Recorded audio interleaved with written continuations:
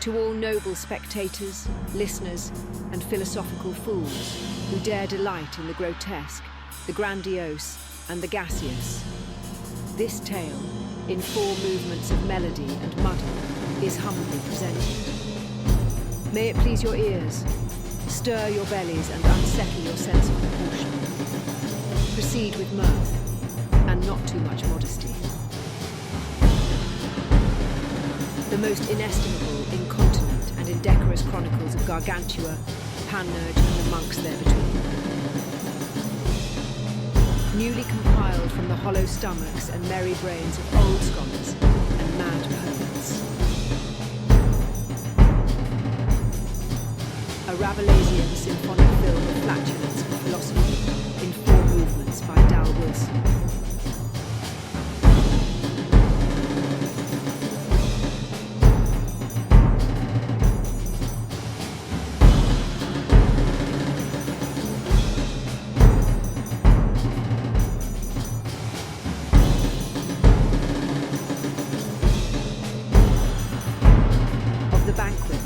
Bloating, and the bombastic birthing of Gargantua, prodigious son of Gargamel and bibulous appetite.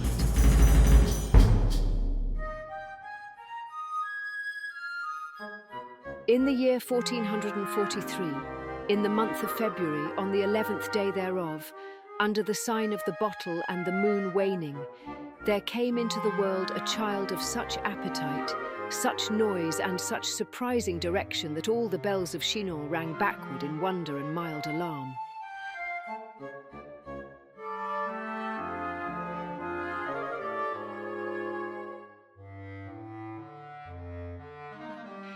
His mother was the noble Gargamel, daughter of the king of the Parpaillons, and his father the good Grand Gousier, a man of cheer, wine, and wide flank. It began, as many strange things do, with a feast. Gargamel, great with child and greater with appetite, sat herself down to a fine and wholesome dinner. Beef tongue stewed in mustard, roast udder of sow, goose feet in vinegar, salted tripe with onions, and no fewer than 17 barrels of winter wine.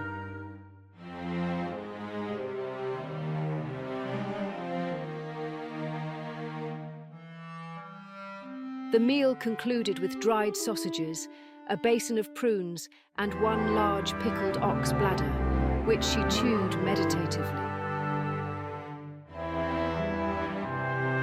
Toward the end of the second helping of garlic fried tripe, she felt a stirring in her belly.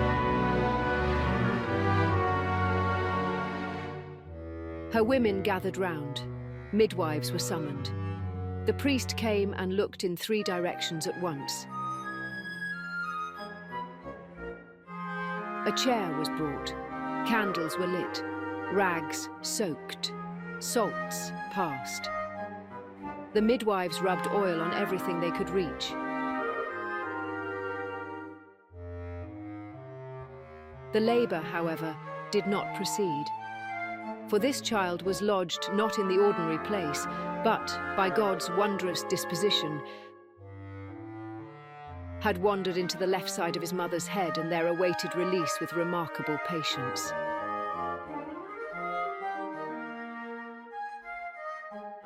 Time passed. The sky darkened.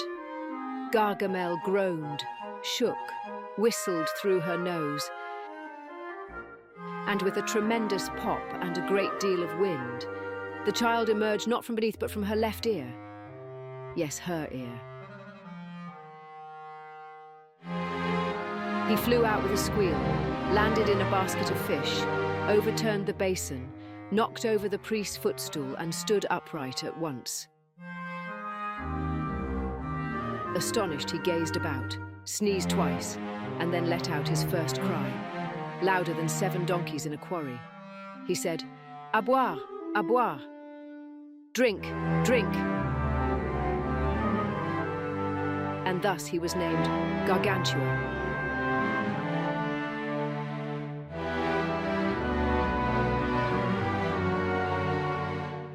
The name means something enormous. It also means thirsty. It also means make way. And all three were true. They brought him a bowl of wine. He drained it. A second, he drank it down and chewed the cup. The midwife handed him a pail of milk. He bit the rim, swallowed the contents and called for more. In the first hour of life, he drank 6 barrels. In the second, he demanded a cooked ham. In the third, he fell asleep and snored louder than a goat in heat. The nurse resigned. The midwife took the veil. The priest crossed himself and murmured the beginnings of a new gospel.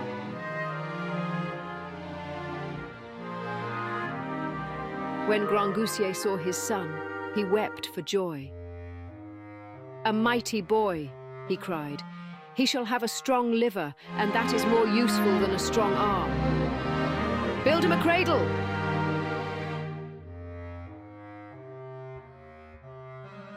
So they did.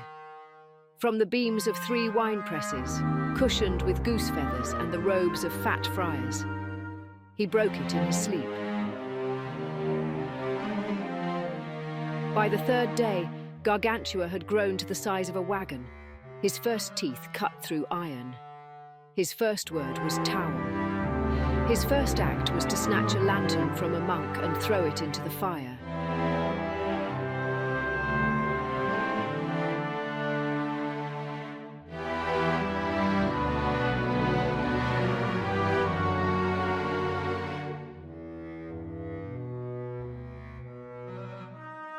As he grew, he fed on capons, dumplings, hams, pies, roasted oxen, and a fine pudding of marrow with cinnamon. His appetite was matched only by his voice.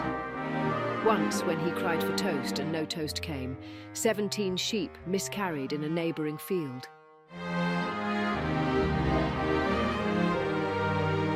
And yet, he was good-natured. He laughed easily. He played with pigs. He slapped the mayor on the back so hard the man spoke Latin for a week.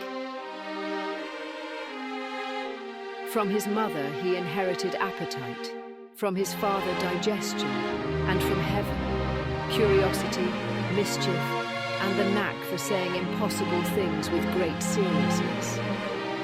Such was the birth of Gargantua. A child who drank before he spoke, argued before he could count, and whose every act was vast. The town rejoiced. The bells rang forward again. The taverns stayed open late. And the scribe who witnessed all this set down the following note. "This child, being so born, will bring great commotion, and possibly a reform of manners, though not in the way the philosophers would prefer."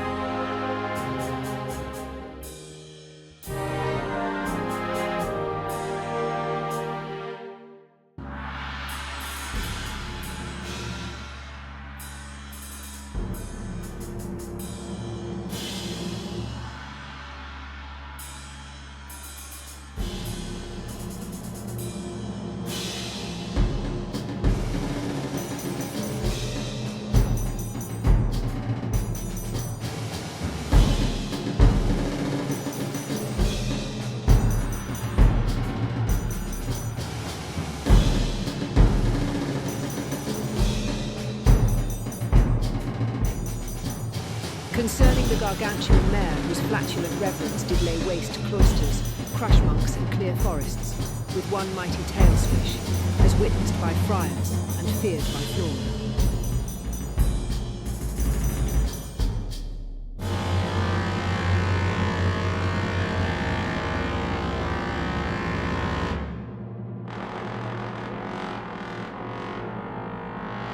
The War of Picrochole, may it be forgotten by time and mocked by all cooks, began with a question of pastry and ended with a flood of merde.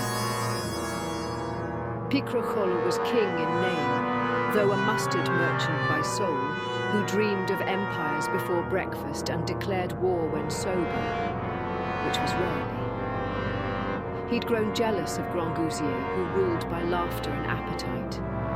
And so he gathered his captains, Tripet, Merdile, and the squire of stinking sandals, and sent forth a proclamation of conquest. "We shall seize Lennay by lunch," said he, "Chinon by vespers, and Paris by the full moon. Bring wine for the parade." And off they marched.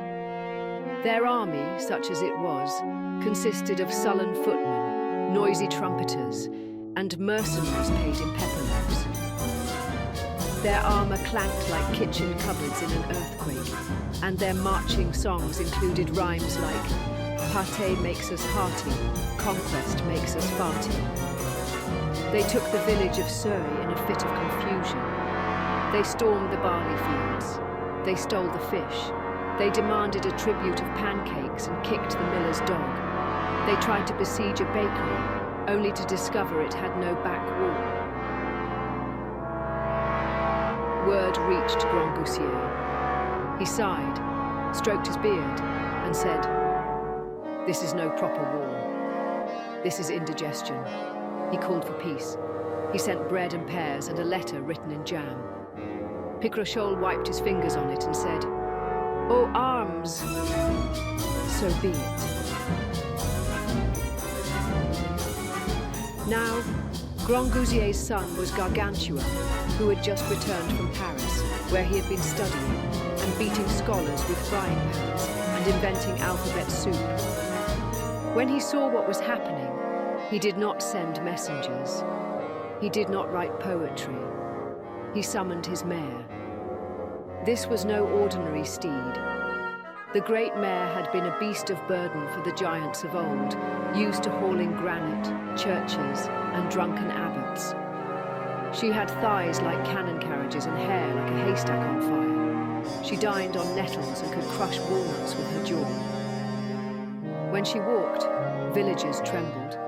When she sneezed, crops withered and regrew sideways. Birds went silent. Children ran indoors. Butter turned. And she loved Gargantua, as a hen loves its misbehaving chick. "Come, ma douce," said he, "let us have a look at these troublemakers." She neighed once, and the apples fell from the orchard. They trotted into the valley, where Picrochole's army lay camped. Tents scattered, cauldrons bubbled, monks stood guard over sausages. There were banners embroidered with pickles and slogans of pure nonsense. A brass band was rehearsing a hymn to victory using washboards and flutes. The chaplain was blessing the butter. Someone had just knighted a cabbage. When the soldiers saw them coming, they laughed. "A single rider," they jeered. "A hay wagon in a wig." But Gargantua said nothing. He dismounted. He whispered in his mare's ear, and she turned her backside toward the field. Now this is the moment to pause and reflect, for it is not recorded in ancient Rome nor Greece that a war was ever won so swiftly, so comically, or so fragrantly. The mare lifted her tail, and with a movement like the sky cracking, she unleashed a blast of wind, a monstrous, swirling, stinking gust that swept across the field like a plague of tornadoes.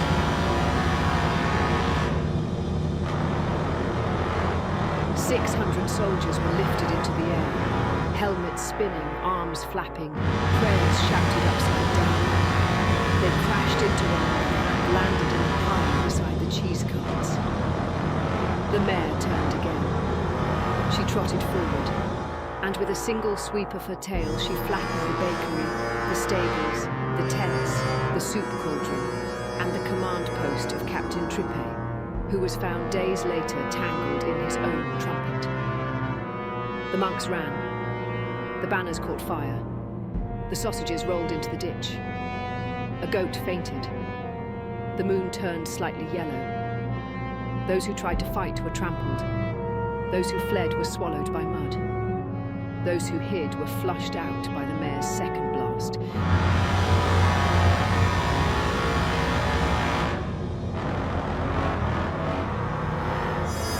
which peeled the bark from trees and convinced a nearby bishop to retire. When it was done, silence returned. Gargantua patted her flank. "Très bien," said he. That was concise.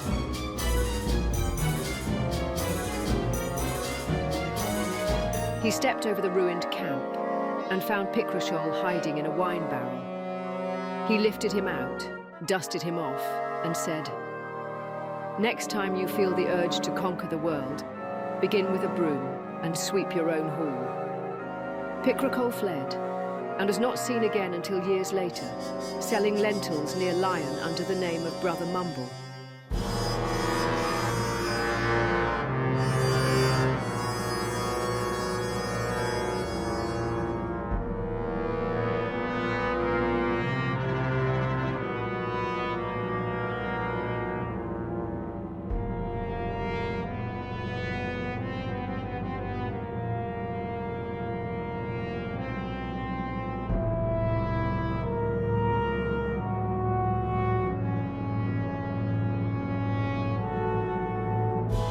As for the great mare, she wandered off to graze, content, enormous, flatulent, and serene. It was said she later fertilized the entire plain of Beauce, making it so fertile that turnips grew the size of chimneys. And that is the tale. No swords were needed, no kings were slain. Just one wise giant, one great mare, and a windstorm that cleared the land better than any treaty. So ended the war of Picrochole, not with glory, but with gust.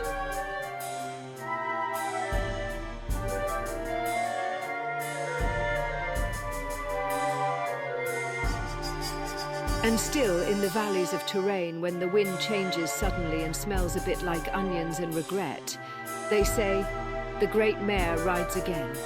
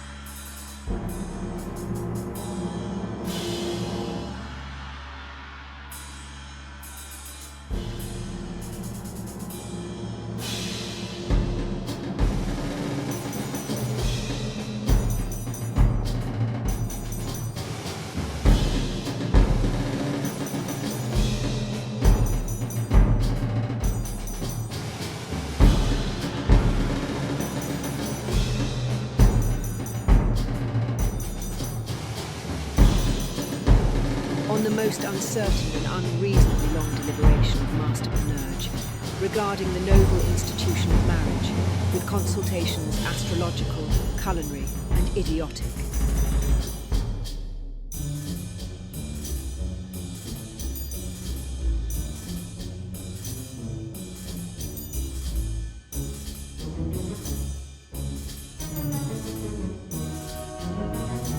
Panurge, dear Panurge, friend to Pantagruel, was restless. He had gold in his purse, silk on his back, vinegar in his wine, and a monkey that danced better than most bishops. But all this brought him no peace. "Shall I marry?" he asked. No one had asked him to. No one had even hinted. But the thought crept in like smoke through a cracked window. He began to pace. He scratched his beard. He made charts. Marriage is a lovely thing, he told himself. Children, companionship, nightly foot warming. Then he paused. Oui, mais what if she spends my money? What if she drinks too much? What if she brings home a lute player and says he's her cousin? He approached his wise friend, the gentle giant Panurge. "My prince, my lighthouse, my dike against idiocy," Panurge said. "I feel I should marry. I yearn for it. I dread it." Pantagruel looked at him kindly. Do you feel inclined to this state of life? He asked. Yes, said Panurge. Mais aussi non. Pantagruel counselled calm and discernment. He suggested seeking guidance, first divine, then worldly. So Panurge, as is his way, sought both at once and everywhere. First, a theologian. The theologian furrowed his brow, opened a tome the size of a wagon wheel, and muttered, "Marriage is a holy estate, but it is also a trial. In paradise it began, but so did the fall of man. Proceed with reverence and a notary." Panurge thanked him and turned to a physician. The doctor took his pulse, examined his tongue, looked in both ears and declared, "Marriage is curative for some temperaments, like cabbage or bleeding.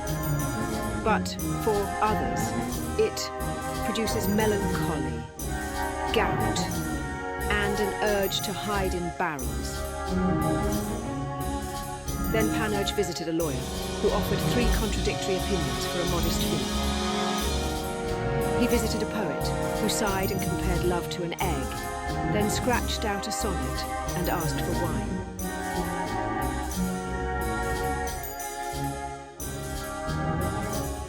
He consulted a librarian who offered him a shelf of pamphlets titled "The 10 Perils of Wedlock," "The Joys of Spinsterdom," "The Goose's Grief," "A Cooked Husband's Tale," and "The Legality of Matrimonial Loopholes in 4 Parts.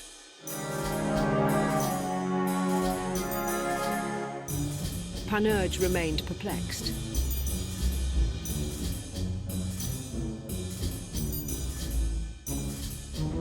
"What say you, Ramina Grobis?" he asked the ancient poet in his garden. The old man replied only with a verse. "The heart that fears both flame and frost shall wed and find its senses lost." "Profound," said Panurge, "possibly useless." Then he consulted a fool, Brother Triboulet, jester to the king. "Marry," said Triboulet, laughing, "and marry a woman with a big nose. That way she'll smell trouble before it comes. And if she cheats me, then cheat her better." He asked a shepherd who said, "Wives are like goats. Sometimes they follow, sometimes they eat your laundry." He asked a barber who said, "Cut close, trim often, and never let your beard vote on matters of the heart." At last, Panurge sought a mute. The mute gestured vaguely, broke wind twice, and held up 3 fingers. Panurge nodded solemnly.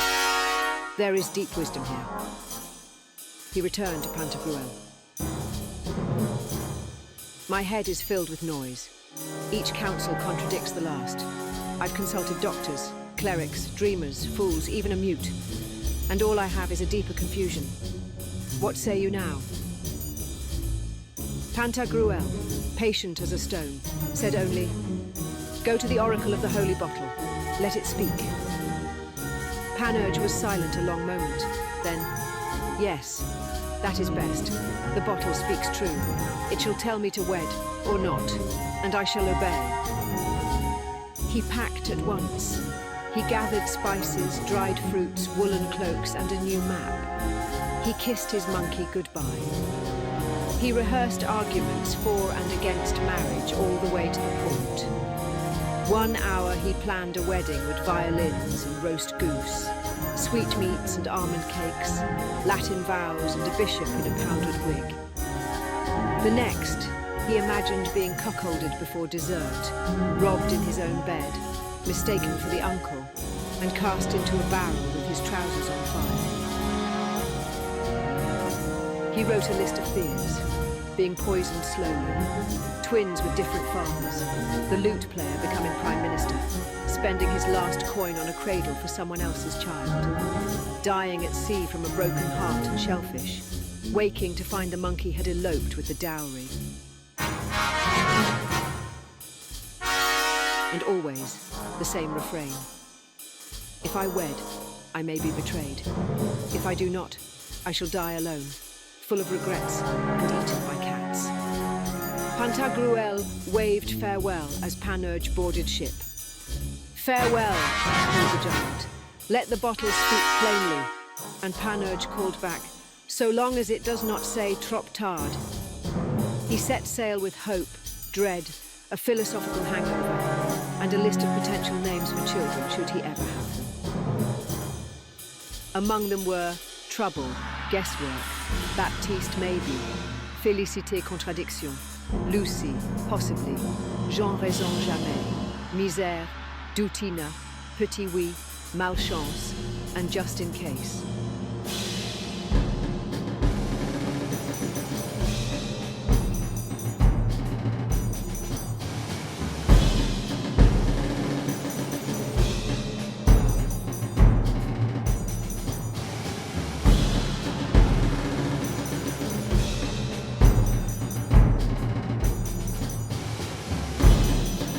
Wherein Master Panurge doth vex a lady with aromatic canine fraudulence, or the scented satire of spite, stench, and silliness. But Panurge was not always content to ponder. No, sometimes he acted. And in one famous case he took revenge with a flair both perfumed and infernal. There had been a woman of the town, Madame Bézecou, handsome, proud, with a stride like a duchess, and a laugh, sharp as broken glass. Panurge had sought her favour with verses, pastries, and once a small bear cub in a ribbon. She returned these gifts with scorn. You? You smell of brine and bureaucracy, she told him. Go flirt with your monkey. Wounded, Panurge withdrew, but he did not forget. A month passed. He made no sign. Then, one crisp morning, he visited the apothecary and bought, in hush and coin, a vial of essence so rare and revolting that it could stop a bishop mid-sermon. It was distilled, so the label claimed, from the estrus musk of 5 feral she-dogs, one of whom had been struck by lightning. Panurge uncorked it. The smell punched the sky. He gagged. He sneezed, he wept. Then he laughed. At twilight, he waited behind the hedge of Madame Bézecule's garden, disguised in cassock and false beard. She passed on her evening stroll, arm looped with a parasol, perfumed and humming a vulgar ballad. With a whisper and a flick, he dashed the scent across her petticoat hem and fled into the dusk. By the time she reached the town square, every dog in Chinon had lost its mind.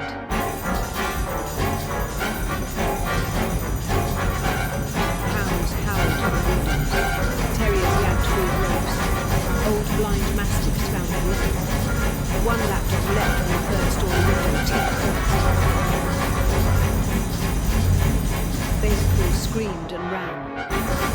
The dogs followed, 20, 30, 50. Each convinced she was the she-dog of destiny.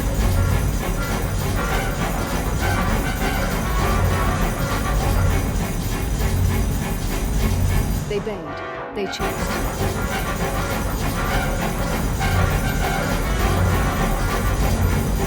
She darted through markets, fountains, the bishop's garden, over a fish cart, through a baptism, and finally into a vat of laundry suds. She was rescued at dawn, dripping, clawed, and absolutely reeking. The dogs had dispersed, some into the woods, others into romance. Her reputation never recovered. She took up with a silent Belgian and opened a shop selling church candles. As for Panurge, he claimed innocence. Dogs adore me, he shrugged. It's not my fault if they misplace affection. Pantagruel scolded him. The bishop fined him a pig. The apothecary gave him a discount, and the monkey applauded.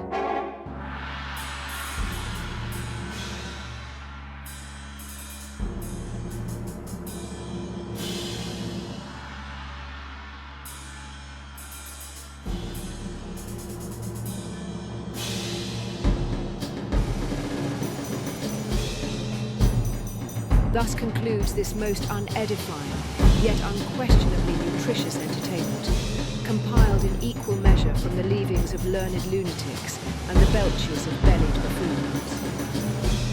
If you have been offended, rest assured it was intentional. If enlightened, you may have wandered into the wrong theatre. May you depart wiser in folly, fuller in spirit, generous in flatulence, drunk on music and perhaps in need of a quiet nap. Go now, make offspring if you must, bring peace where it is least expected, wed with caution, eat with joy, drink without counting, and ride no mares indoors.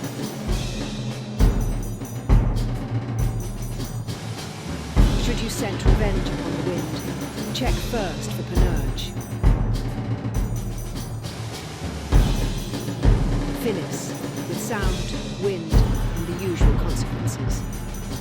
As preserved by Dall Wilson, in faithful disobedience to the solemn arts and sciences, and in tipsy harmony with the music of the spheres,